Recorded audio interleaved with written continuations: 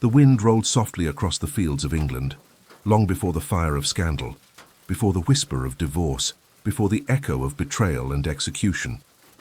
Before all of that, there was a girl from Spain, and a boy who would become a king, her. Name was Catherine. She arrived in England not with trumpets or grandeur, but with a quiet strength. She was young then, a princess born under the golden sun of Spain, daughter of Queen Isabella and King Ferdinand. Her hands were gentle, her eyes dark with knowledge beyond her years. And when she first stepped on English soil, it was not to marry Henry, but his older brother Arthur. Arthur was frail, quiet, a boy groomed to wear the crown, yet barely strong enough to lift it. Their marriage was brief, 5 months of shared meals, Latin prayers, cold rooms, and formality. Then Arthur was gone.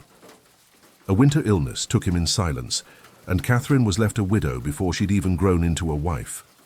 The halls of Ludlow Castle, where they had lived, remained cold long after, and yet she stayed because her story had not ended. Not yet. In the distance there was another boy, stronger, louder, more sure. Henry. At first he was just her brother-in-law, a charming prince with fire in his blood and a hunger for life that echoed through the hunting fields and tilted tournaments. But years passed, and the idea took root. Perhaps Catherine might marry Henry instead. The union needed the church's blessing, for Catherine had been married to his brother. But she swore by her soul that she and Arthur had never truly been husband and wife. Their marriage had not been consummated. She remained, in the eyes of heaven, untouched. The Pope agreed. And so Henry and Catherine were wed. He was 17. She, older and wiser. They were crowned together, a young king and his foreign queen. The people cheered. The bells of London rang out over the River Thames. In that moment, the future seemed golden, and in many ways, it was. For nearly 2 decades, Catherine reigned beside him. She bore the weight of her crown with dignity, with devotion. She prayed daily, gave alms to the poor, sewed her own clothes, loved Henry fiercely, but there was one thing she could not give him: a son. She gave birth to 6 children over the years. 5 died. 1 daughter lived. Mary. Henry loved Mary, but she was not the heir he longed for. Not the boy who would carry the Tudor name into centuries beyond. And slowly, his frustration grew. Catherine aged, her hair thinned, her eyes tired. Henry, still vibrant, still restless, began to turn away. He looked elsewhere. And there, he saw Anne Boleyn. But Catherine did not fade quietly. She insisted she was queen by right, that she was Henry's true wife, God's choice. She refused to step aside, even as Henry sought to annul the marriage, even as he split from the church itself to do so, even as Anne stood beside him, belly swelling with what they hoped would be a son. Catherine did not surrender. She was exiled from court, sent to live in distant, damp castles, separated from her daughter. But still she wrote letters to Henry, addressed him not as my lord or your majesty, but always, my dear husband. Her last days were quiet, no crown, no court, just faith. She died in 1536, her fingers wrapped around a crucifix, her last words whispered in Spanish. She had once been a princess of Spain, a queen of England, a wife of nearly 24 years, and when she passed, many said she still believed herself Henry's one true queen. History remembers her as the first of 6, but here, in the quiet of this moment, she is not a number. She is a woman who loved, deeply lost quietly, and never stopped believing in what was hers. She was Catherine of Aragon, and her story has only just begun. The halls of the English court were quieter after Catherine was gone, not in voice, but in spirit. Her presence, once steady as stone, had been exiled. Her quarters stood empty, her name spoken only in soft, cautious tones, but Henry had already begun again. She was never far from his side. Sometimes a shadow in the gallery, sometimes a flash of color across the dance floor, sometimes only a scent, something sweet and foreign, drifting through the corridors long after she'd gone. Anne Boleyn, dark-haired, quick-minded, educated. In the royal courts of the Netherlands and France, Anne did not carry herself as a lady-in-waiting. She moved like someone with a secret, like someone who had already imagined what it felt like to wear a crown. She had not sought Henry, not at first, but she had not turned away from him either. When he looked, she held his gaze.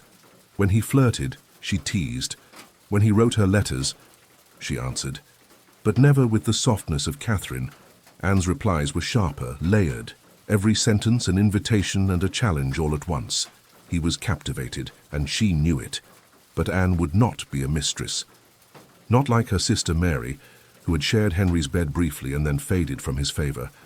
Anne wanted more. She would be queen, or nothing, and Henry, craving not just love, but a son, believed she could give him both.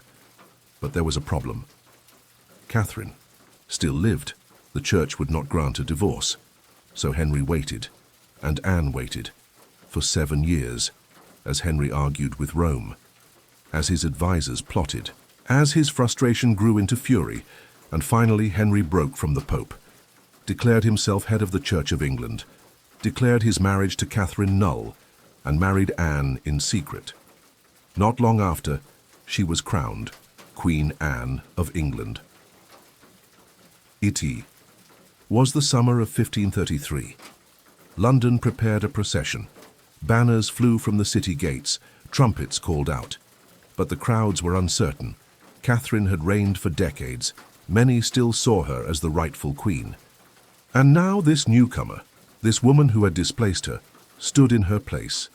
Anne wore gold and crimson, a crown crafted especially for her, heavier than the one Catherine had worn, more ornate, a message as much as a crown.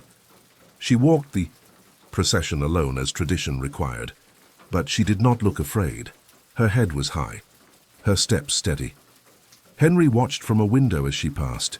He had risked everything. He had torn England from the Catholic world, all for this woman, and for the child she carried. For Anne was pregnant. They believed, hoped, it would be a son. It was not. It was a daughter. Born on a September day, small and fierce and silent at first, they named her Elizabeth. Henry was disappointed. He had wanted an heir.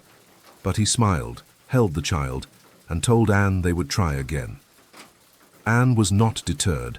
She believed in herself, believed in her child, believed she was still the future.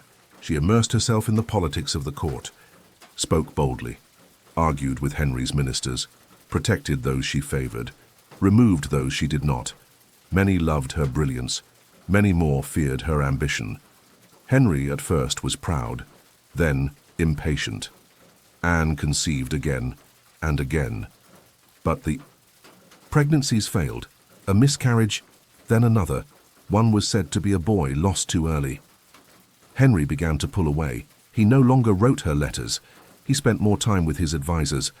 With Jane Seymour, another quiet presence at court, soft where Anne was sharp, silent where Anne questioned. Anne knew. She felt the shift in the room when she entered.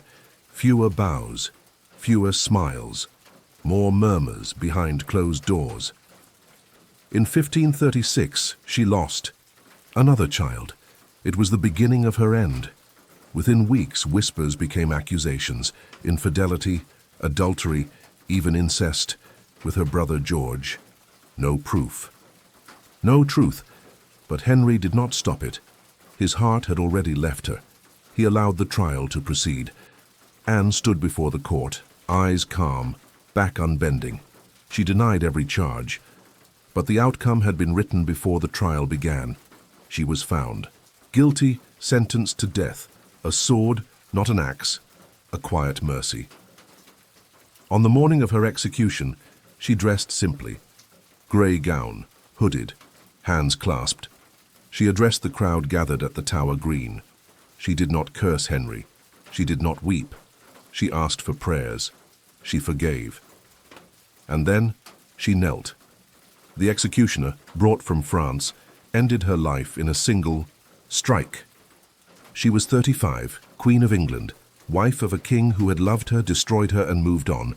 Her daughter, Elizabeth, was 2. and history would remember her, not only for how she ruled, but for how she fell. Anne Boleyn, bold, bright, and ultimately broken by the crown she had so desperately worn. Her shadow would stretch long, because her daughter was not meant to be forgotten. The halls of Whitehall Palace still carried her scent, faint, lavender perhaps, or linen dried in spring wind. Where Anne had been fire, Jane Seymour was candlelight, softer, stiller, with a calm that didn't seek attention, but held it all the same. Just days after Anne's execution, Jane was moved into royal quarters, not with celebration, not with drums, but with quiet precision. The court barely had time to mourn Anne, if it wished to mourn at all. Henry had made sure of that. Anne was gone, her name removed, her symbols struck from tapestries and ceilings. Even her falcon emblem was painted. Over. In her place came Jane, who rarely spoke above a whisper. Jane, who curtsied deeper than the others. Jane, who had been at court long before the storm, a lady-in-waiting first to Catherine, then to Anne. She had seen what ambition could do, and she chose a different path. Henry was drawn to her because of this, because Jane did not argue, did not raise her voice, did not remind him of past mistakes. She listened, she yielded. She reassured him that he was right, even when the silence said otherwise. On May 30th, 1536, barely 11 days after Anne's death, Jane Seymour became the Queen of England. The ceremony was private, the mood subdued. Jane wore pale gold and pearls, not crimson. She made no grand speeches, but her mission, though unspoken, was clear. She would give the king what the others had not: a son, a true heir. Henry was aging now, not old but heavier. His moods darker, his expectations heavier. He lavished Jane with gifts, spoke of her gentleness in court, praised her obedience. But everyone knew what mattered now was a child. Months passed. Jane, like the wives before her, began to show signs of pregnancy. Henry beamed. He ordered prayers in every church. Coins were minted in advance. One side bore his face, the other blank, waiting for the boy. Jane stayed mostly in her rooms. She did not involve herself in politics. She did not interfere with ministers or nobles. Only once did she try. She spoke to Henry about the former abbeys, now being dissolved across England, their treasures taken, their monks scattered. She asked gently if it might be halted, if mercy might play a part.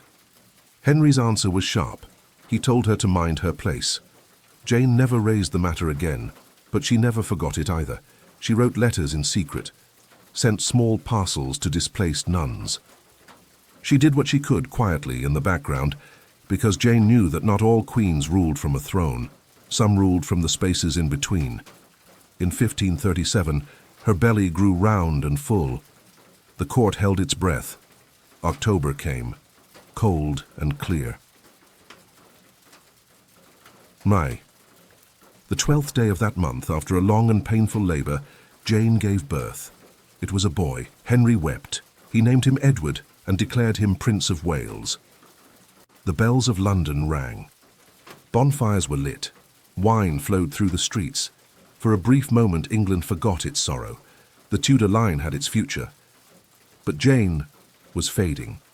She had lost too much blood. For days, she drifted in and out of fever. Henry visited her, but not often. He feared sickness, avoided its shadow. On the 12th day after Edward's birth, Jane whispered a prayer and closed her eyes. She never opened them again. She was 30 years old, the only one of Henry's wives to give him a living son, and the only one to be buried beside him. He would have 5 more queens, but only one tomb. In it, space for 2, one for the king and one for Jane Seymour, the queen who asked for nothing, and gave him everything. Winter crept into the halls of Greenwich Palace like a ghost. The hearths were lit, but the warmth stayed distant. England had a prince now, young Edward, Henry's pride, but no queen. The silence left by Jane's, death lingered, and though Henry wore black, his mind was already turning forward. He needed alliance, stability, another marriage, But this time love had little to do with it. His advisors urged a political union. England was increasingly isolated, and the tides of Europe were shifting. The German Protestant states were growing stronger.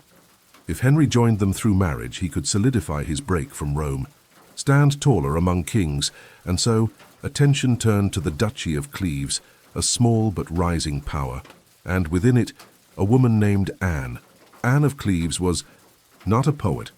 She did not speak French. She had never been to court, never danced beneath crystal chandeliers, never debated scripture in candle-lit halls. But she was noble, Protestant, dutiful, and willing. A painter, Hans Holbein, was sent to capture her likeness. The portrait was delivered to Henry, a modest, demure woman with a calm expression and soft hands folded neatly in her lap. Henry approved. The marriage was arranged. Anne set sail in the final days of 1539. The wind was cold. The English Channel rough. She arrived pale, seasick, but composed.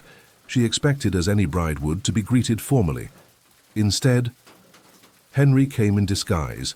It was a tradition in the courtly romances, the groom arriving in secret, watching the bride's reaction. If she recognized him and was charmed, it was a sign, a blessing, but Anne had never read such stories. In her world, kings did not wear cloaks and masks. She offered Henry no special attention, no spark, no swoon. Henry was displeased. "She is nothing as the painting promised," he murmured afterward. "I like her not." Still, the marriage proceeded. On January 6, 1540, they wed. Anne wore a rich velvet gown. The chapel was quiet, the guests polite, but Henry's heart was elsewhere, or perhaps nowhere at all. He spoke little to Anne after the ceremony, and within weeks the distance between them grew heavy. "She is kind," Henry admitted, "but I cannot bring myself to touch her." He claimed the marriage had never been consummated, that he had been unable, that he had been repulsed. No one truly knew. Anne, for her part, said nothing against him. She smiled, attended court, learned English customs, tried to please. But Henry had already made up his mind. By summer he sought annulment. He claimed she had already been betrothed before arriving in England, a technicality, based on a distant promise. Anne, when told, did not fight. She agreed, wrote Henry a letter of friendship, promised no dispute. And so, within 6 months, she was no longer queen. No execution, no exile, no scandal, just released. And for that, Henry rewarded her. She was given estates, a generous income, a place of honor at court. She was referred to as the king's beloved sister.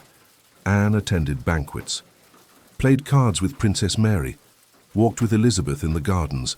She had entered as a queen, she remained as a friend, and perhaps of all Henry's wives, Anne of Cleves was the luckiest. She lived. She was never touched by the axe, never abandoned, never buried in disgrace. She simply stepped away from the crown and watched history unfold from the side. Quiet, gracious, free. Summer returned to the English court with laughter in its sleeves. Anne of Cleves was gone, not in disgrace, but gently, almost politely. Her rooms were reassigned, her banners taken down, and in their place came silk, perfume, music, and a girl, young, barely more than a whisper. Her name was Catherine Howard. She was a Howard by blood, a powerful family with deep roots and deeper ambition. But Catherine herself had little interest in politics. She was not raised to rule. She was raised in shadows and gardens, a ward in the house of her step-grandmother, living quietly among other noble daughters. She danced, she laughed, she flirted. That's what the court noticed first. She arrived at Henry's side as a lady-in-waiting to Anne of Cleves. The king, now approaching 50, saw her across the room, saw her smile, saw her golden hair and soft cheeks and eyes that glimmered when they met his. And suddenly, he was no longer an aging king with a heavy heart and a heavier body. He was a man again. Catherine made him feel young. She called him "my rose without a thorn." And he believed her. In July of 1540, just days after his marriage to Anne was annulled, Henry married Catherine Howard. She was likely 17. He was 49. The court watched with forced smiles. Some said she was too young. Others said she was perfect, sweet, obedient, adoring. Henry dressed her in jewels, draped her in velvet, gave her everything she asked for. And for a while the court bloomed again. There were masks, tournaments, endless feasts.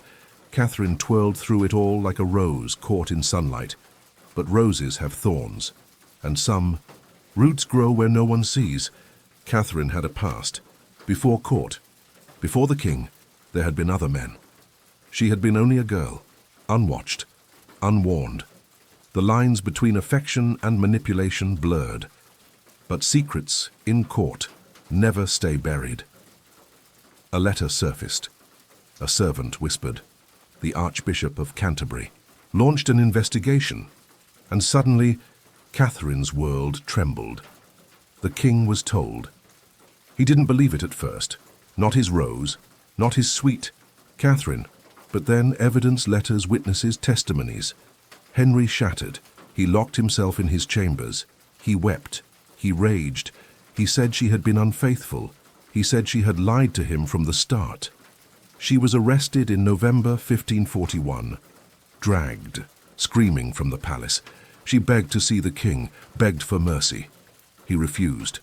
She was kept in confinement at Sion Abbey, stripped of her title, her jewels taken, her name no longer spoken with favor. The trial was brief. No defense was accepted. No jury summoned. The verdict was written before the charges were read.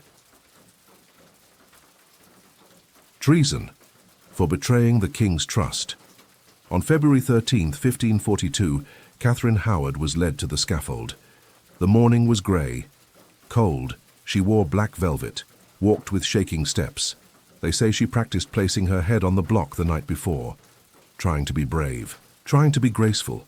She spoke only briefly, asked forgiveness, prayed for mercy, and then knelt. She was 18 or 19, too young to have ruled, too young to have died.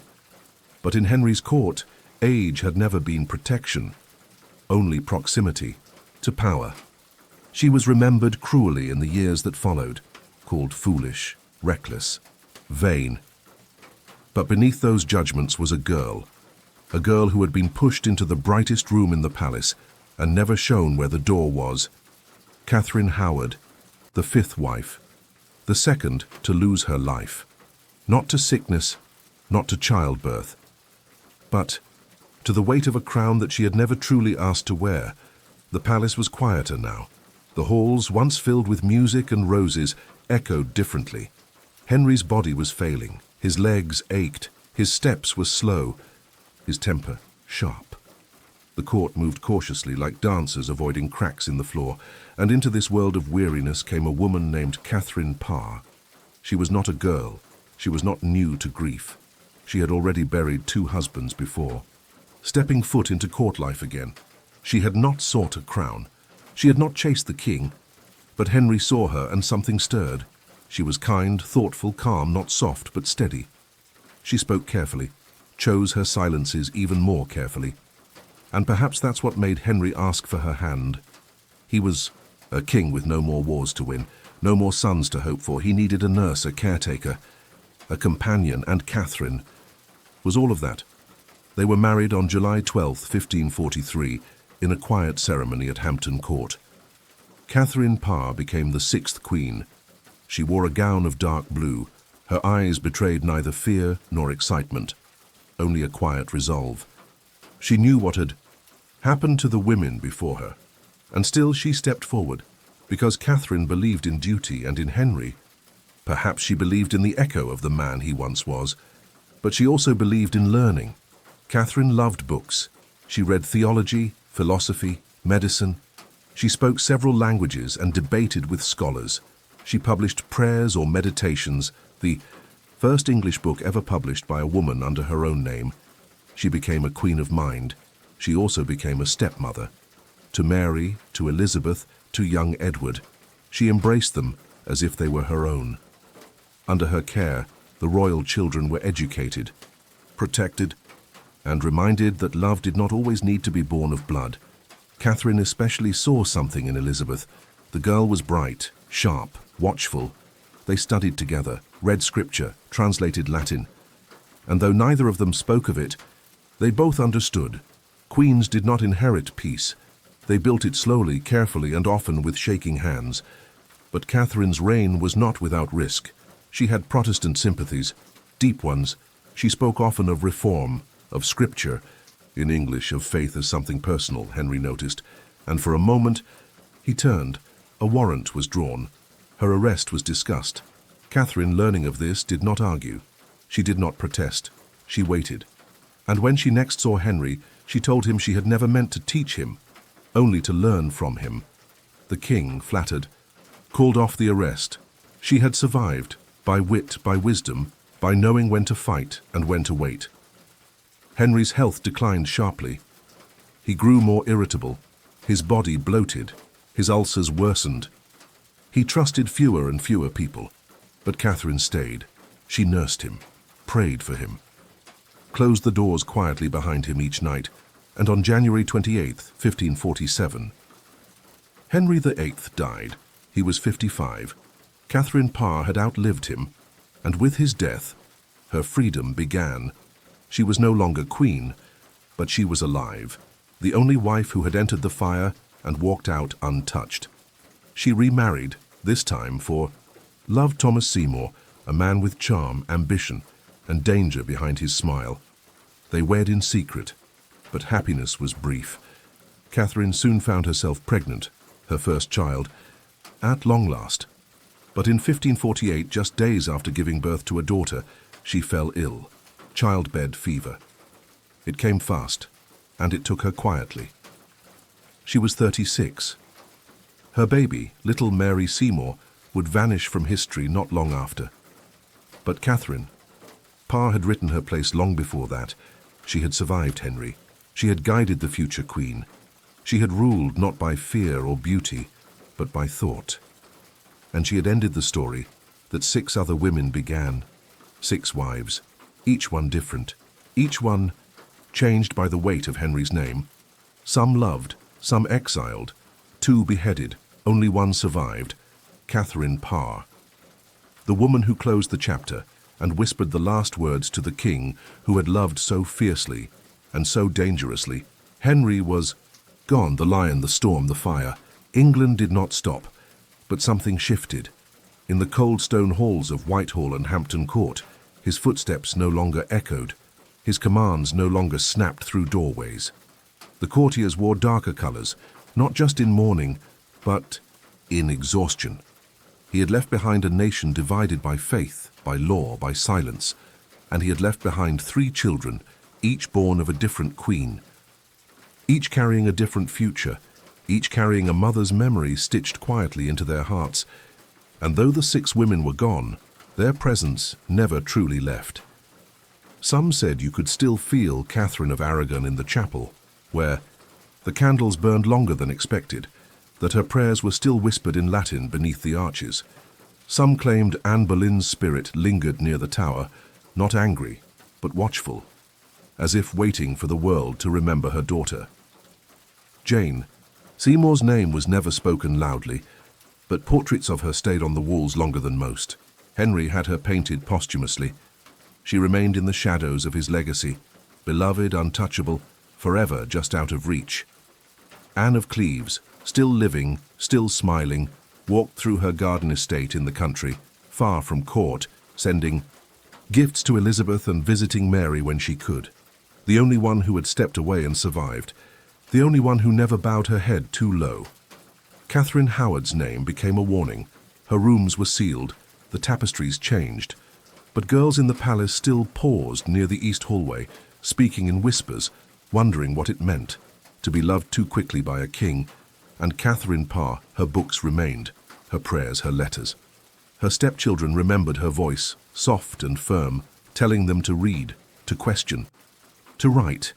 She had closed the chapter, but the story kept turning because the crown remained, and now it sat upon the head of a boy, Edward VI, 9 years old, too young to rule, but old enough to be watched by every eye in England. He wore the crown, like a question mark, and behind him advisors circled, nobles plotted. The court reshaped itself again, but within him was the quiet dignity of his mother. Jane Seymour had been gone for nearly a decade, but Edward's pale hands and sharp nose echoed her. He ruled for 6 years, and then, like a flame caught in wind, he too was gone, and the question returned.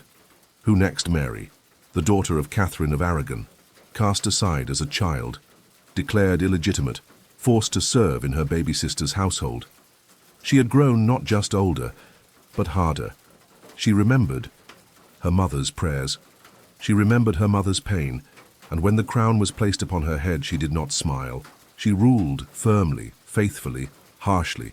She restored the old church, lit candles in Latin, restored titles long erased, and she burned those who stood against her. Bloody Mary, they would call her later, but those who knew her saw something else. A woman raised in exile, a woman taught that love is not protection, woman whose mother had died in cold rooms whispering, "I am the king's true wife." Mary never forgot. She reigned for 5 years, and when her body began to fail, she looked not to her own legacy, but toward her half-sister, Elizabeth, the daughter of Anne Boleyn, the daughter of scandal, of treason, of a queen who had lost. Her head Elizabeth had survived in silence. Sharp silence. She watched, she read, she learned. She had seen what happened to women who moved too boldly.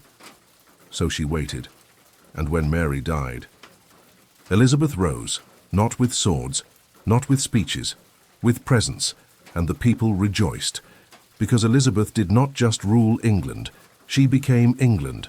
But before the glory, before the gold, before the portraits and the poems, she remembered her mother Anne, who had died when Elizabeth was just a baby, Anne, whose name had nearly been erased. And so, on her coronation day, Elizabeth wore red and white, the Tudor rose, and she walked with her head high, not just as queen, but as a daughter who had outlived the shadow, and behind her, all 6 women in memory, in echo, in lace and blood and flame, walked too, because this was not just a story of a king, it was the story of the women who survived him, and the daughter who carried all of them forward. The day she became queen, Elizabeth stood at the threshold of Westminster Abbey in a gown of shimmering gold. She was 25, a flame-haired daughter of scandal. A woman many had whispered about, but few had truly seen, and yet here she stood, the daughter of Anne Boleyn, a child once labelled illegitimate, a girl declared a bastard by law, stripped of her title, and set aside like a chess piece no longer needed on the board. Now she wore the crown. But even as cheers filled the air and bells rang across the River Thames, Elizabeth's thoughts were not only on the future, they were on the woman who had never seen this day, her mother. Anne's name had vanished from court years ago, her portraits hidden, her signature scrubbed from record. Even her grave, unmarked in the Tower Chapel, was rarely spoken of aloud. But Elizabeth had not forgotten, she could not. For though she had no memories of Anne's voice, no preserved letters written to her, no trinkets from childhood, she had her blood, she had her fire. And as she walked down the coronation aisle, every footstep whispered a soft defiance. I am here, and so is she. She did not cry, she did not falter. Elizabeth had spent years learning restraint, smiling when she felt sorrow, listening while others betrayed, speaking only when the silence became dangerous. She had learned from Catherine Parr, her final stepmother, a woman who taught her how to read scripture and power in the same breath, who taught her that survival was a kind of royalty. And Elizabeth had survived. Now she would reign. But being queen was not the ending. It was the beginning of 1,000 storms. There were threats from abroad, Spain, France, Rome. There were whispers of marriage. Too many suitors. Too many expectations. There were those in her own court who doubted a woman could rule, especially this woman, the daughter of a beheaded queen, the girl who wasn't meant to rise. But Elizabeth did not shrink. She studied every petition, memorized every family name, learned the politics of court like a language, and she spoke it fluently. She did not marry. They asked why. She smiled, always politely. "I am already married," she would say, "to England." But in truth she remembered. She remembered the price her mother paid for love. She remembered Catherine Howard, another cousin, whose beauty had been her undoing. She remembered Jane Seymour, who had died bearing a son. And she understood that being a wife to a king was often a death sentence, so she became something else. She became a queen who belonged only to herself. The court shifted around her. The nobles adapted. Some scoffed. Others watched in awe. Her reign became one of brilliance, of theatre and poetry, of exploration and defiance, of power tempered with showmanship. But beneath the silks and speeches, Elizabeth carried her mother like a hidden locket beneath her. Ribs no statue of Anne was ever raised, no tomb chiseled in her name. But Elizabeth remembered in other ways. She wore her mother's falcon emblem in secret, embroidered it into the lining of her gowns. She kept her mother's few surviving books close. Some bore Anne's faded signature, small, delicate, determined, and once, only once, Elizabeth visited the Tower Chapel alone. She laid a single white rose at the stone marked simply as Queen Anne. No ceremony, no announcement, just a daughter saying, "You were not forgotten." For you were never just a wife. Elizabeth ruled for 45 years, through plague, through rebellion, through assassination attempts, through victories at sea and failures in trust. She grew old before the court's eyes. Her fiery hair faded. Her hands shook when she read, but her voice remained steady until the very end. And when she died in March of 1603, unmarried, childless, and wrapped in royal cloth, the people wept not just for a queen, but for the last living piece of Anne Boleyn, Anne, who had reached through time, through blood, through grief, and left behind a daughter who redefined everything. A daughter who turned the shadow of a mother's execution into a golden age. A daughter who proved that survival was not weakness. It was power. Long after the fires burned low in the palace hearths, long after the tapestries faded and the courtiers turned to dust, the stories of the 6 queens remained. Not in the way kings were remembered, not in conquests or treaties, nor in portraits lined up in marble halls, but in memory, in rumor, in lessons whispered between generations. They had not ruled as one, these 6 women. They had not stood beside one another in life, but in death, their names were spoken together. A chain, a pattern, a rhythm too haunting to forget. Catherine of Aragon, the first, the longest queen. The Spanish rose who held her ground with the strength of a stone cathedral. Generations of women would hear her name and remember that dignity was a crown of its own. She had not screamed when she was pushed aside. She simply said, "I am the king's true wife," and never stopped. Believing it, Anne Boleyn II, sharp, brilliant, unforgettable. She reshaped the monarchy, whether she meant to or not. Though her reign was short and her death brutal, her legacy towered, not through her own crown, but through her daughters. For centuries after, her story would be retold, not just as a warning, but as a spark. Jane Seymour III, gentle in public, mysterious in memory, the only one to give Henry a son, the only one to die in peace, to be remembered tenderly. And for that, she was enshrined in myth, as if being quiet had preserved her image in amber. But there was more. To her than sweetness, there was calculation too, a knowledge of how close one could stand near the fire without burning. Anne of Cleves, the 4th, the lucky one, the one who escaped. She had walked into the court with good faith, been discarded like a failed portrait, and yet emerged with her life, her dignity, and her freedom. They laughed at her in plays, but the truth, she outlived them all. Catherine Howard, the 5th, the tragedy, barely more than a girl, remembered for foolishness, for mistakes on, but rarely for the world that failed her. She danced too brightly for a place that demanded silence. She paid the price not for treason, but for being visible in a dangerous time. And Catherine Parr, the 6th, the one who survived, the one who saw the wreckage behind her and still chose to step forward. She healed, she educated, she preserved what remained of the royal children. And when the reign was over, she wrote her own story. These women, these queens, did not simply marry a king. They endured one. Each played a different role. Wife, mother, pawn, survivor, symbol. None were safe, none untouched by the weight of Henry's crown. But what history learned, centuries later, was that they were not just wives. They were witnesses to tyranny, to love, to faith, to fear, to the unraveling of a man and the reshaping of a country. They did not write the laws, they did not lead armies, but they stood in rooms where decisions were made. They bore the children who would one day rule. They left behind letters, prayers, pieces of themselves hidden in lace, in song, in prayer books passed hand to hand. Their stories became parables, not of obedience, but of endurance. And in every girl who read of them centuries later, in every woman who walked through the tower and paused near the block,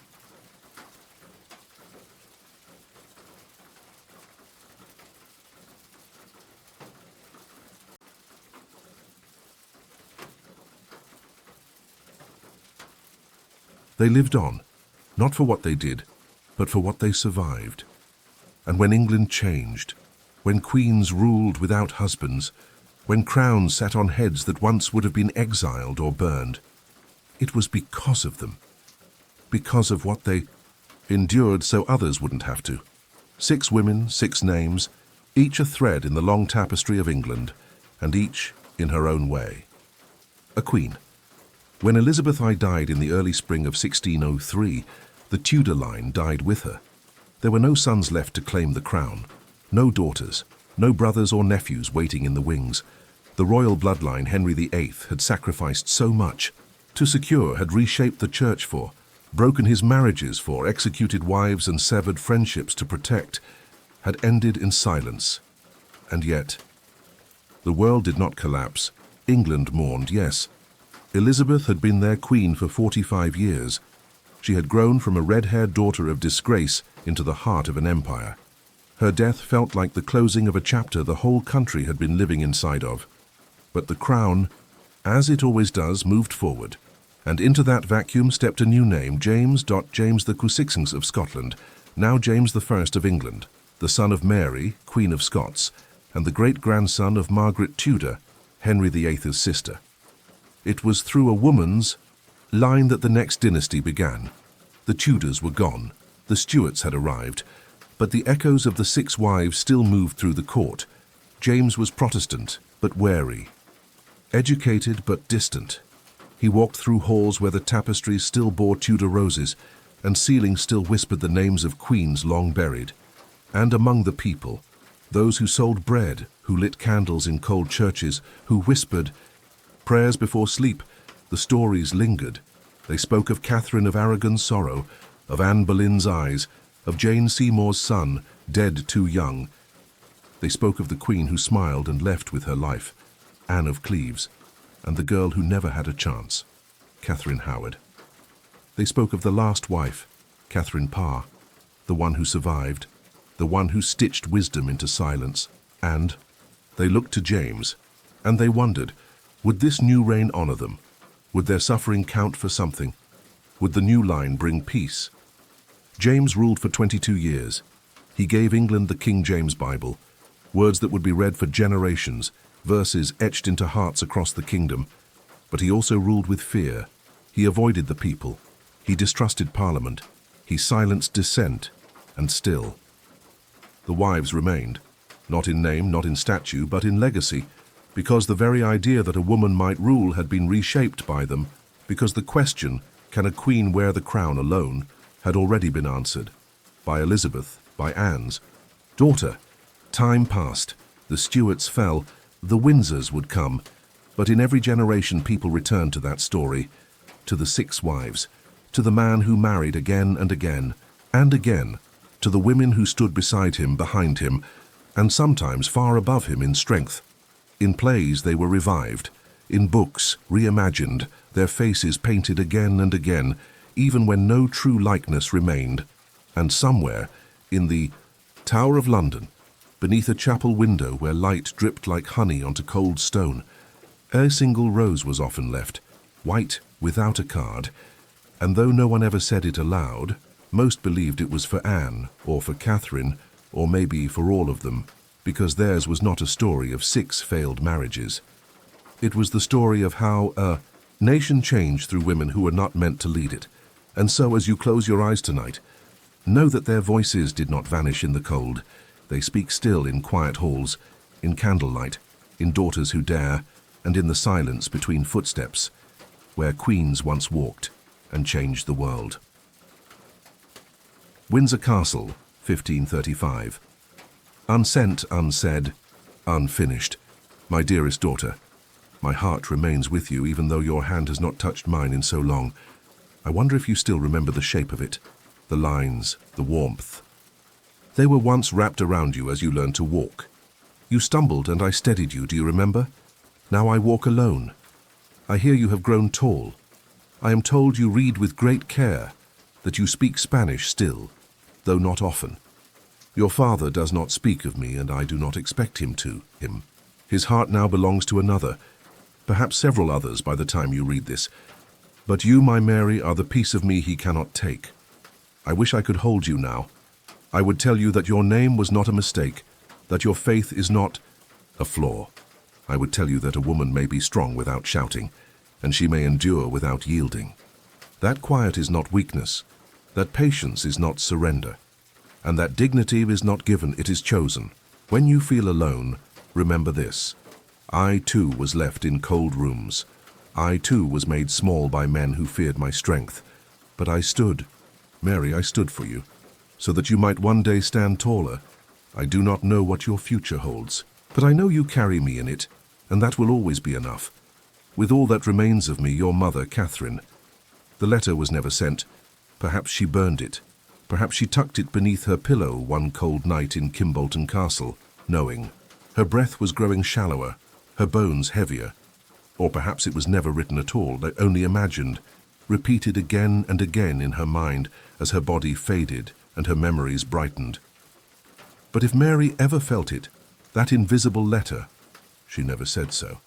Still, when Catherine died, she was buried in a simple ceremony, not as a queen, not even as a princess, but on her tombstone someone carved the rightful Queen of England, and that was perhaps the answer to her unsent letter, a whisper across time. You were never forgotten. If this letter reaches no one, let it still be written. Let it be carried on the wind, if not by hand. Let it float through corridors I will never walk again. Let it find her. Elizabeth, you are too young now. You will not remember the sound of my voice, or how I cradled you on the morning you were. Born terrified and awed, you will not know that your name was chosen not from politics or prophecy, but from a hope I held in my chest like a flame, that you would outlast the storm that built you. They say I laughed too loudly, asked too many questions. They say I danced, when I should have knelt, and perhaps I did. But never mistake this, I never knelt for fear. I knelt for you when you came into this world, red-faced and wailing and fierce. I knelt to God and thanked him for you. Your father, the king, once looked at me as if I held the stars between my fingers. Now he looks past me, through me, toward silence. They have told me I will die tomorrow. They've sent for a French executioner, a clean stroke, they say, not the axe. How generous. But this is not about death. Not yet. This is about you. You must grow in a world that does not expect you to. You must listen when they try to tell you who you are. And then decide for yourself. There is power in stillness, Elizabeth. Power in watching, waiting, choosing. But there is also power in speaking when they expect you to stay quiet. Be both. Be fire when you must. Be water when you must. And above all, be no one's echo. If they bury my name, unearth it. If they silence my story, rewrite it. I leave no kingdom. No jewels, I leave you only questions. Let them make you a queen, not by marriage, but by mind. And when they say your mother was nothing, and smile. Because that, my daughter, is how they speak of women who survive in memory longer than the men who silence them. Your mother, Anne. It is not known if Anne ever wrote such a letter. What we do know is this. Elizabeth as queen never spoke her mother's name in public, not often, not boldly. But when she ascended the throne, she wore Anne's falcon emblem stitched into the lining of her gown. And when she passed through the tower for her coronation, she paused, just briefly, beneath the chapel where Anne was buried without. A stone, no tears, no speeches, just one long, slow breath, as if listening for something only she could hear. Hampton Court, autumn of 1537. Written, perhaps, in her final days, never signed, never sealed, just tucked beside a cradle. He sleeps now. And the world is quiet. They say a prince's sleep is sacred, that he must be guarded, prayed over, blessed. But I have not asked the priest to stay. I do not want whispers or candles. I want silence. Because for the first time, I am alone with him. I do not know how many nights I will be given. My body is weary. My skin feels pale even beneath the covers. They feed me broth and smile as they do, but I see the worry behind their lips, and so I write. Not for the court, not for history, for him, Edward, my son. I dreamed of you before you were born. I dreamed you would have your father's eyes and my stillness, and when they placed you in my arms, I wept without sound. I did what no queen before me could. I gave your father the heir he longed for, the crown he chased through 5 marriages and 2 graves. But you are not just an heir. You are a child. You are not a symbol. You are skin and heartbeat and fragile bone. You will be watched by men who do not know how to love without controlling. And one day, you will be asked to lead those who never heard your cry in the dark. So I leave you this. Be kind. And when kindness is not returned, be wise. And when wisdom is drowned out by power, be still. The stillness is where truth waits. They say I was quiet. They forget that quiet is not absence. It is choice. I chose not to rule your father. I chose to pray instead of argue. But do not mistake that for lack of thought. I watched. I learned. I knew. You will not remember my hands, or the way I hummed to you as they swept the ashes from the fire each morning. You will know me only from portraits and lines in a book, but I hope one day someone will tell you, she loved you before she met you, and she did not die for a crown. She died having given you the chance to wear one. That is enough. No signature. Jane. Seymour passed away 12 days after giving birth. There was no dramatic trial, no betrayal, no exile, just the slow, fading hush of fever and the weight of a body too tired to recover. Henry mourned her longer than any wife. But perhaps it was not love. Perhaps it was relief. He finally had his son. Yet Edward, the boy she left behind, would not live long. He would die at 15, pale and coughing, the weight of a nation already pressed into his chest. He ruled briefly, but he was never just a prince. He was Jane's prayer, walking for a while before returning to silence. Written nowhere. Signed nowhere. Spoken perhaps only to herself as she walked through quiet gardens, far from the crown that once tried to claim her. There is a kind of freedom that wears no jewels, a peace that doesn't need permission. Anne of Cleves knew both. She came to England in winter, veiled, hopeful, a little uncertain. She was told she would marry a great king, that her union would bring strength to 2 nations, that she would be a queen, and she was, but only for 6 months. The king said she smelled strange, that her laugh was odd, that she didn't look like her portrait, that she was not what he had imagined. Henry sought an escape. Anne gave it to him. No fight, no accusation, no tears before the court. She stepped back quietly, and in doing so, she stepped into something far rarer than royalty, safety. For her obedience she was rewarded with houses, with income, with the rare title, the king's beloved sister. She remained at court, not as queen, but as witness. She saw Catherine Howard rise and fall. She watched Catherine Parr marry and survive.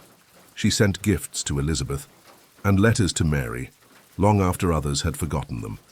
She walked through the gardens of Richmond and Hever, alone, her gown trailing softly behind her, and sometimes, though no one heard her speak it aloud, she would whisper thoughts like prayers. I was not chosen to be remembered. I was not burned. I was not crowned in glory or buried in scandal. But I lived, and they did not take me apart. I laughed after it ended. I ate peaches in summer. I read poems by the river. I slept in a warm bed. That was my reign. No court historian will celebrate it. But I wrote it in my breath, in my choices, in my silence. She outlived Henry, outlived Catherine Howard, outlived Jane Seymour's son, outlived the war, the whispers, the turning of crowns. She died at 51 in a quiet room, surrounded not by courtiers, but by her own household, not in a tower, not in childbirth, not by decree, but in peace, no grand. Farewell, no final speech, no letter left behind, just a life gently folded away, a queen not broken, but wise enough to bend. Tower of London, February 1542. Never found, maybe never written, but imagined, quietly, as thoughts in the final hours of a girl no one taught how to survive. They say I was foolish. They say I smiled too easily, laughed too loudly, danced too often. They say I did not understand the game I was playing, but I was never taught the rules.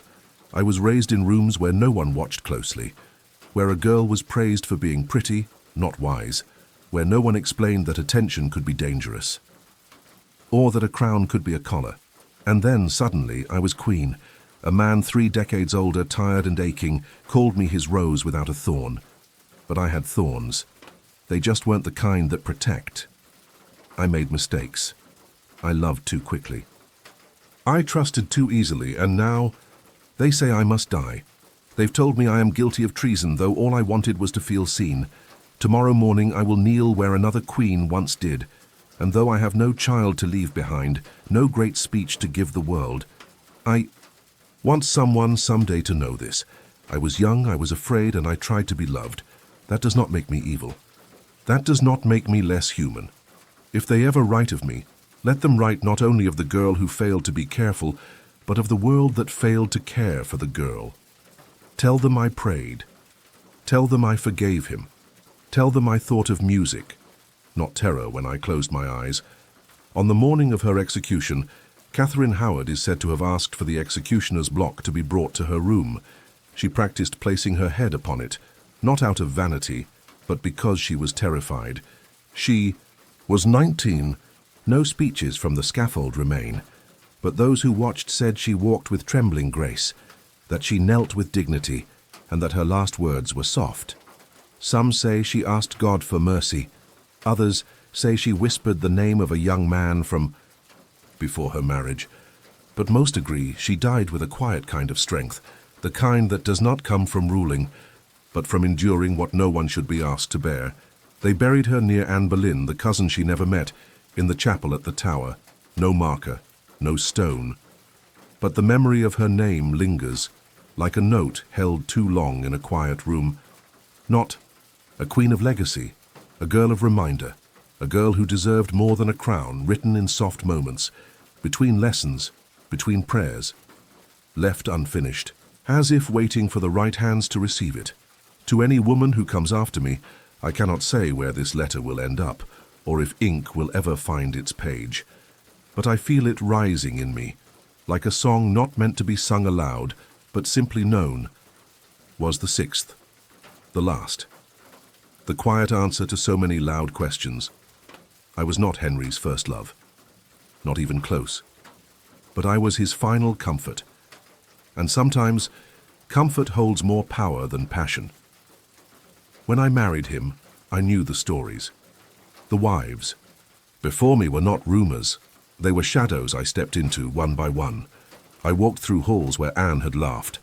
I passed the gardens where Catherine had prayed. I sat beside the cradle where Jane had died. I smiled at the woman who had left the crown willingly, and I mourned the girl who never had a chance to grow into hers. I carried all of them with me, and I learned to speak softly in a place where silence had saved no one. But I also read, I taught, I wrote. I believed that a woman's thoughts were not dangerous, only feared. They said I was obedient, that I nursed him, obeyed him, survived him. But they forget I also challenged him once and nearly lost my life for it. So I learned to phrase things more gently. I never stopped saying what I needed to say. I simply changed the shape of the sentence. When he died, I did not cry, I prayed and I walked forward. I married for love next. Too quickly, perhaps. I bore a child, a daughter, and then I faded. If I am remembered at all, let it not be only for surviving. Let it be for writing, for thinking, for raising Elizabeth to read with hunger in her eyes. Let it be for speaking when speaking was still new. I leave this letter open, because it is not mine alone. It belongs to every woman who was told to serve, to quiet herself, to endure silently. You may write your name at the bottom, or simply carry it with you, because endurance is not the end of the story. Sometimes it is the beginning. Catherine Parr died not on a scaffold, not in exile, but in childbirth. A quieter fate, though no less tragic. She had written books, she had shaped minds, she had guided queens and kings, and yet she is often the least remembered. No scandal, no headlines, no songs, but sometimes survival isn't loud. Sometimes it whispers, and its echo carries farther than any crown. There were no royal parades for them, no monuments carved in their likeness, no great feasts held to honor their names after they were gone. And yet, each queen left something behind. Not all were buried in chapels. Not all had their portraits hung high. But each one left a thread, woven silently into the fabric of a changing England. It began with Catherine of Aragon, who left behind a daughter, Mary, and the memory of unwavering devotion. Her refusal to abandon her crown became a lesson in spiritual strength. Her faith, uncompromising and unshaken, lingered in the Catholic households that whispered prayers long after they were forbidden. To many, she was not just the king's wife. She was a queen of the people. And in the stories told by grandmothers, to their daughters she remained regal, stoic, sacred.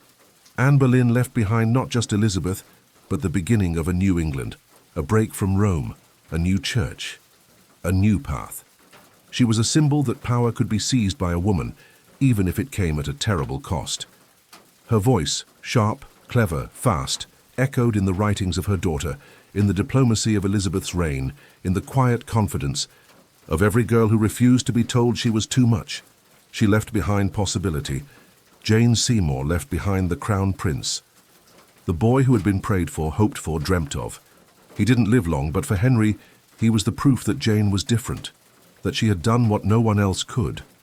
But more than that, Jane left behind the memory of gentle strength, of saying little but meaning much, of winning favor not through defiance but quiet resilience. She reminded history that softness could still leave a mark. Anne of Cleves left behind freedom, a new kind of royal identity, one that didn't end in tragedy, but in choice. She was the only one who left Henry's side with her dignity intact. She lived comfortably, independently, respected, even liked. In a time when women were often used and discarded, she wrote a new script. She showed that peace is sometimes more radical than defiance. Catherine Howard left behind a warning, not of danger, but of youth abandoned. Her story became a caution, yes, but also a mirror, a reflection of how court and crown could crush the unprepared, of how power treated women who were young, beautiful, and unguarded. In the silence that followed her death, there was guilt, there was reckoning, and in that reckoning, a quiet change began. Catherine Parr left behind wisdom, books, letters, reforms, a belief that women could read, could think, could teach, even from within the palace walls. She taught Elizabeth not just how to speak, but when to stay silent, not just how to survive, but how to lead. She was the last wife, but the first author among them, and then there were the daughters, Mary, Elizabeth, children born of queens who had suffered, bled, endured, children who became queens themselves, and in them, each wife lived again, Catherine's pride in Mary's devotion, Anne's fierce mind in Elizabeth's. Diplomacy, Jane's gentleness, Anne of Cleves's grace, Catherine Howard's tragedy, Parr's intellect. They did not vanish. They took shape. They ruled. And England would never be the same, not because of Henry, but because of the women who stood beside him and the daughters they raised, in blood, in memory, in legacy. She sat alone sometimes, even in rooms full of people. Even as her court bowed and flattered and circled her like stars around the sun, Elizabeth I, daughter of Anne Boleyn, was a queen who trusted few. And how could she trust easily? She had been born under suspicion, raised under watchful eyes, and crowned in the shadow of her mother's execution. But she wore the crown as if it had always belonged to her.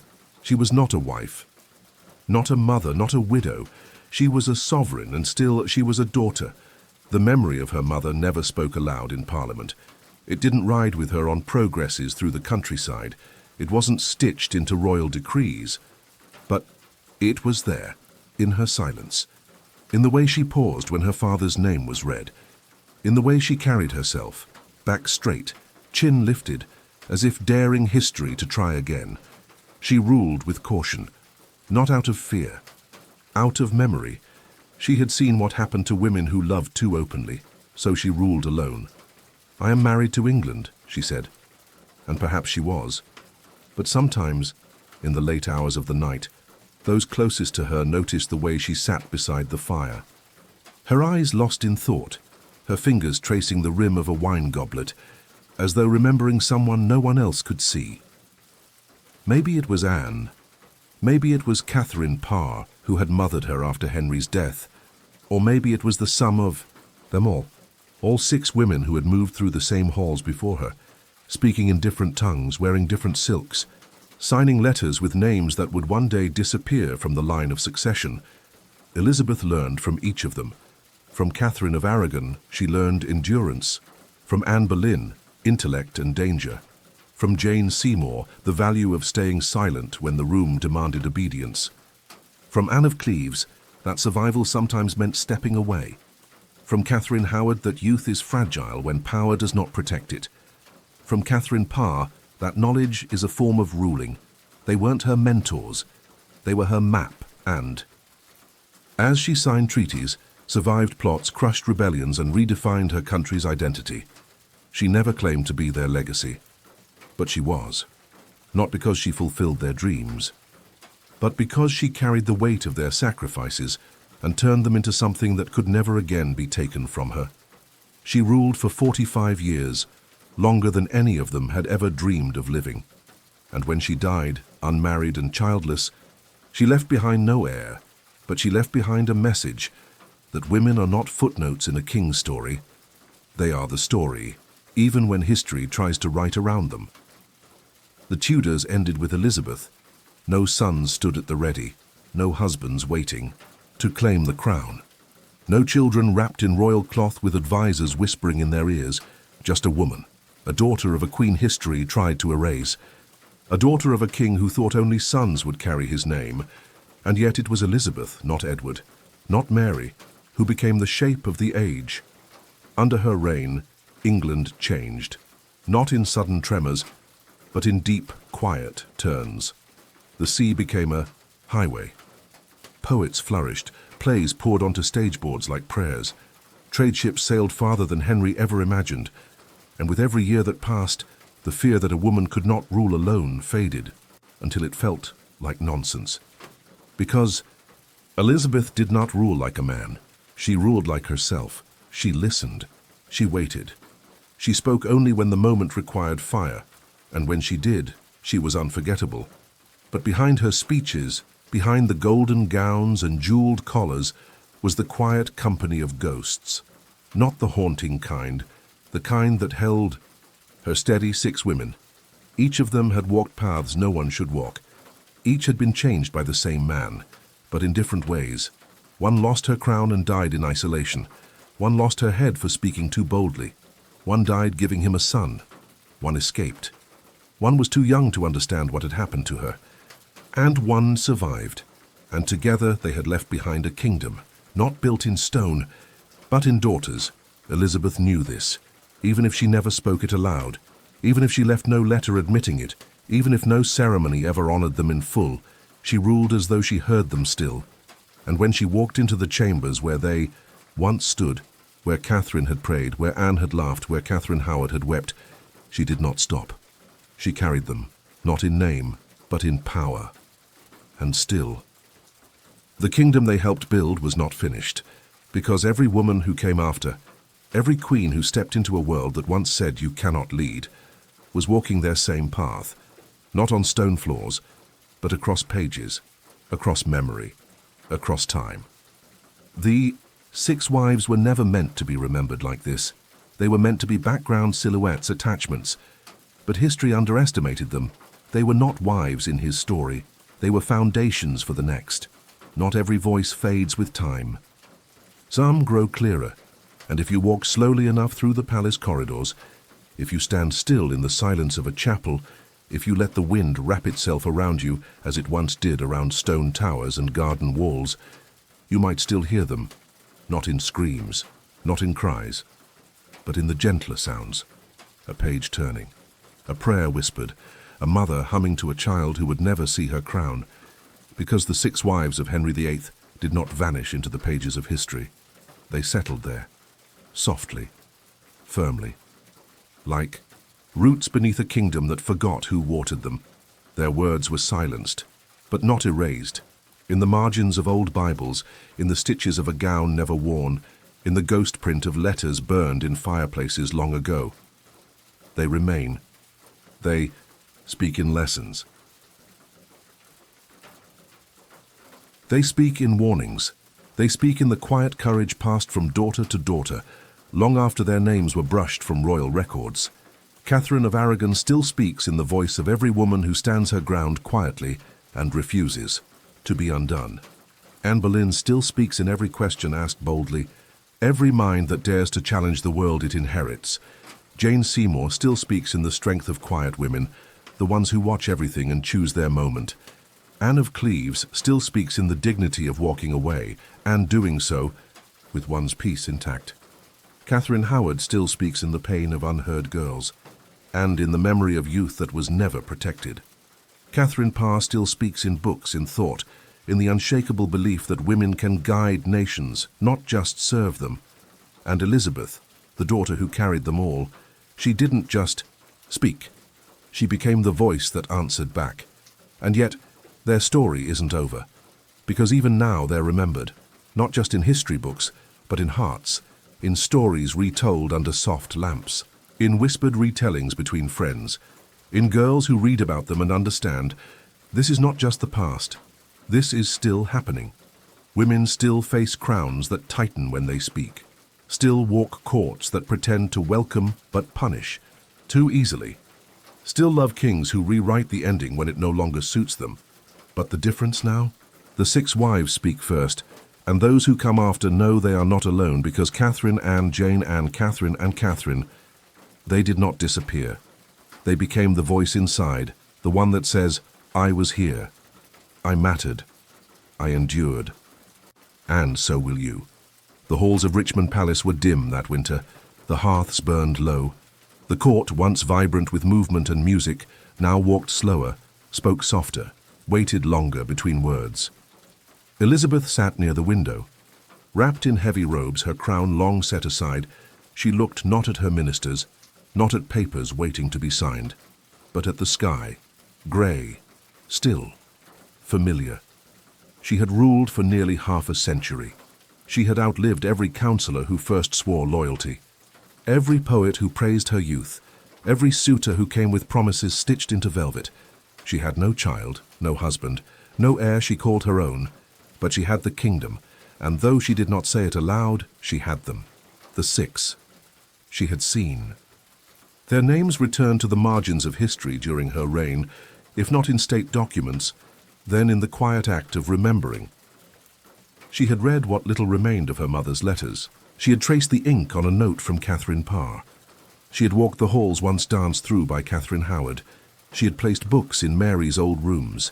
She had nodded politely each time Anne of Cleves' name was mentioned. She had not forgotten. And in these final days, when her mind drifted from court matters to quieter things, she often wondered, would they have understood her? Would they have spoken to her, not as a monarch but as a woman? Would her mother have approved? She had not built altars to them, no shrines, no tombs covered in lilies. But within her, their presence never left. They had taught her, before she even had words for power. From Catherine of Aragon, she learned the value of endurance. that a woman could be dismissed by a king and still never abandon her truth. From Anne Boleyn, she inherited fire. Not recklessness, but defiant thought. A mind that never accepted because that's how it is. From Jane Seymour, she observed restraint, the power of knowing when silence protects more than speech. From Anne of Cleves, she carried an example of survival through grace. A reminder that escape is not weakness, it is wisdom. From Catherine Howard, she bore a lesson too heavy for youth, that innocence can be weaponized, that beauty alone is no shield, and from Catherine Parr, she gained the shape of her voice, clear, educated, written, the echo of a woman who made her living not in grand gestures but in sentences. Elizabeth breathed slowly. The sky had darkened further. She was not afraid of death. She had long ago accepted that memory mattered more than immortality, and her memory, she knew, would stretch far beyond the walls of any palace, not because she ruled like a man, but because she ruled like Elizabeth, the daughter of a woman denied her crown, the culmination of 6 women who had each, in some way, carried a piece of her future on their shoulders. Her ladies entered the chamber, gently, quietly. They asked if she would rest. She did not answer at first.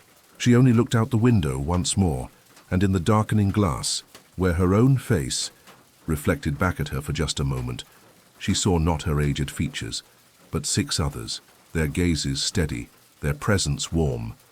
Not ghosts, not regrets, but reminders. She nodded then, not to her ladies, but to them, and for the first time in days. She smiled. The throne was empty. For the first time in 45 years, the monarch's chair stood still. No voice to command, no signature to bless a law, no golden presence at the center of court. Elizabeth was gone. Her body, now wrapped in royal linens, lay in state beneath Westminster's great vaulted ceiling.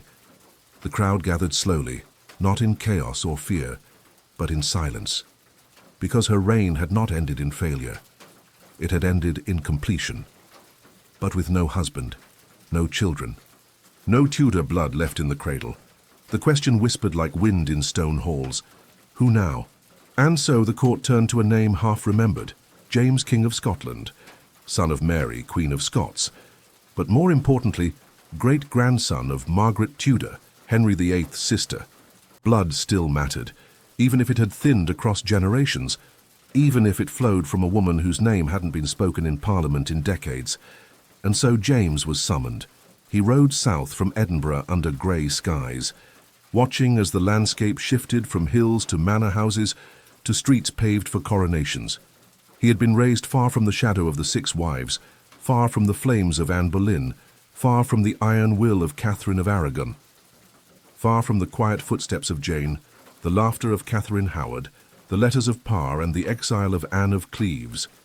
But when he entered the English court, he stepped into their legacy, not a crown of jewels, a crown of survival, because without them, without the pain, the silence, the choices those 6 women made, there would be no England as it now stood, no Church of England, no Protestant identity, no Elizabeth, and without Elizabeth, no peaceful transfer of power to James.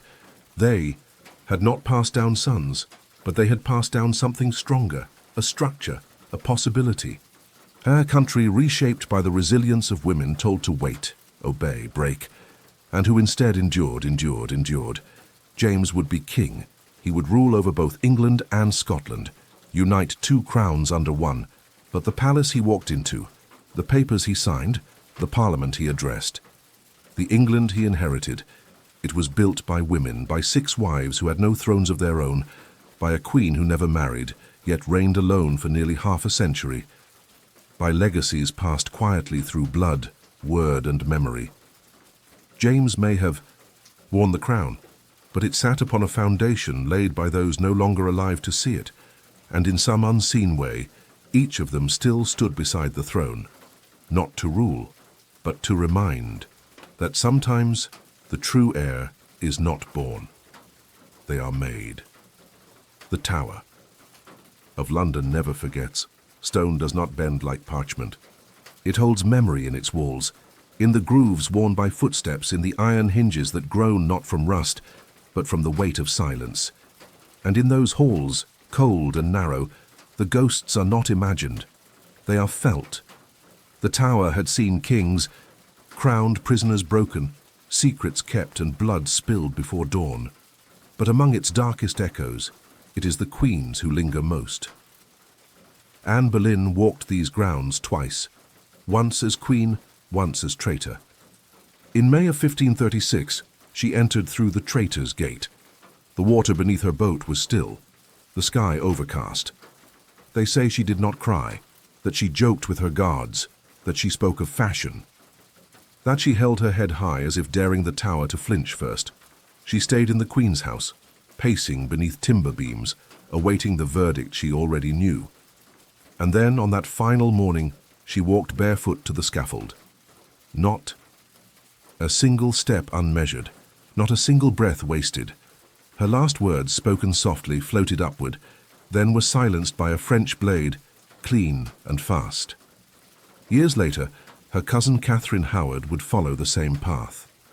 Younger, more afraid. Where Anne had spoken with dignity, Catherine had wept with youth. She asked for the block the night before so she could learn how to kneel. She was 19. They buried them both in the chapel of St. Peter ad Vincula, small, anonymous graves. Beneath the stone floor, walked over by centuries of boots and robes, no statues, no crowns above their heads, only memory. But the tower remembers. The wind still changes there. Visitors feel it, especially in spring, especially near the chapel. A sudden hush, a sense of watching, of being watched. Tourists stand near the plaque and whisper, "She was beheaded here, wasn't she?" And sometimes someone lays a flower, a single white bloom. No card, no note, but the tower knows who it's for, because these were not just royal women. They were sacrifices to power's hunger. And while the court above them has changed, new kings, new parliaments, new lines of succession, the stones remember, the ones whose stories were buried, not ended. When Elizabeth I passed through the tower before her coronation, she paused near that chapel. She said nothing, but those who stood nearby later said she looked toward the chapel window and blinked, slowly, like someone seeing something invisible to all others. Her mother had died there. Her cousin too, but she had survived. And with her survival, they were never entirely gone, because the tower doesn't keep its ghosts locked away. It carries them, in silence, in shadow, in remembrance. Every queen who walks near its walls now, every visitor who reads their names adds a whisper, a thread, a breath, a reminder. They were here and they still are. Centuries passed, thrones changed, crowns melted and reforged. But the story of 6 women, 6 wives who lived and loved and lost beside a single king never vanished. Instead it waited, and every queen who came after, whether dressed in mourning black or woven gold, whether born of royalty or chosen by fate, carried a piece of them, sometimes knowingly, sometimes not, but always undeniably. When Queen Victoria ascended the throne in 1837, she was just 18. They called her too young, too emotional, too vulnerable to rule alone, and yet she reigned for more than 60 years. She had studied her ancestors. She knew their mistakes. But in her eyes, sharp, expressive, constantly watching, there was a trace of another. Anne Boleyn, perhaps. The intelligence, the presence. A woman who had been too much until the world caught up. Victoria married, yes, but she did not disappear into her marriage. She ruled, and when her beloved Albert died, she did not crumble. She wore grief like armor, just as Catherine of Aragon had once worn her exile like a cloak. Years later came Elizabeth II, another girl not expected to rule. Another crown passed, not to a son but a daughter. Her reign was long, 70 years, longer than any monarch in English history, and though she spoke little of herself, though her life was defined by restraint and duty, those who watched her closely saw something more. She walked with Jane Seymour's quiet resolve, carried Anne of Cleves's pragmatism, spoke with Parr's measured wisdom, and when she stood at memorials, silent, head bowed, There was Catherine Howard's vulnerability. Beneath it all, she knew the weight of the crown, and unlike Henry's wives, she did not wear it because she was chosen by a king. She wore it because she was the king, a woman whose very presence reversed centuries of fear that a queen alone could not endure. But she did. They all did. And that's why, even now, in the modern world, as cameras flash and newspapers turn monarchy into spectacle, the story of those 6 wives remains more than history. It becomes a mirror. For every woman handed expectations and limitations in equal measure. For every girl told she is too bold, too much, too quiet, not enough.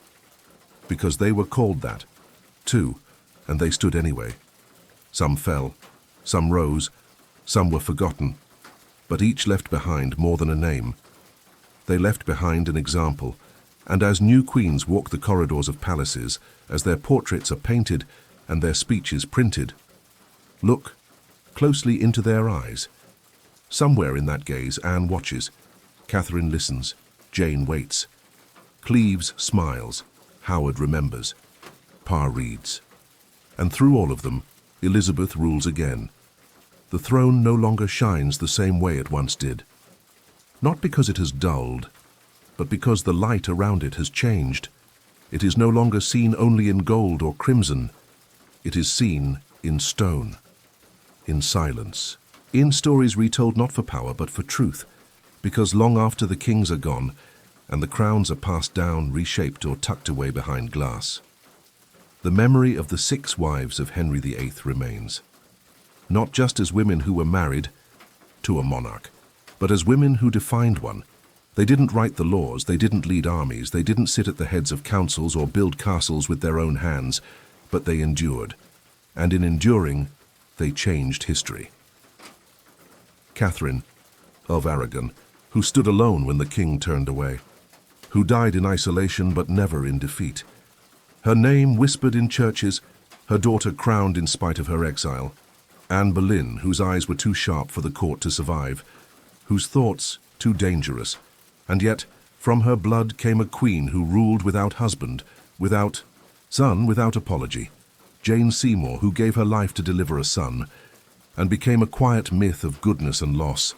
Anne of Cleves, who stepped away and survived, who proved that a woman's worth was not measured by a king's desire.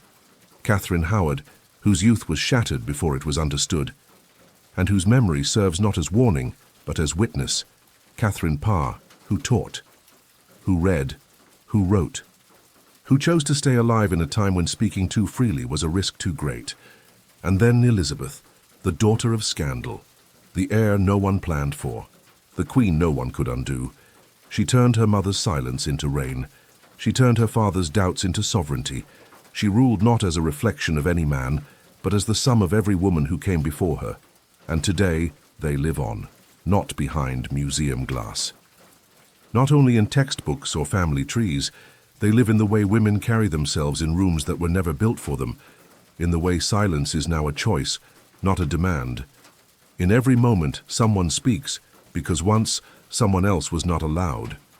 To the throne was built by kings, but it was defined by queens.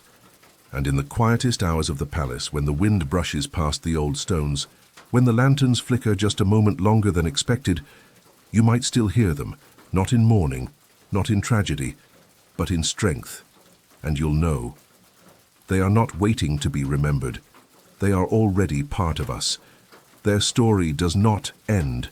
It becomes us.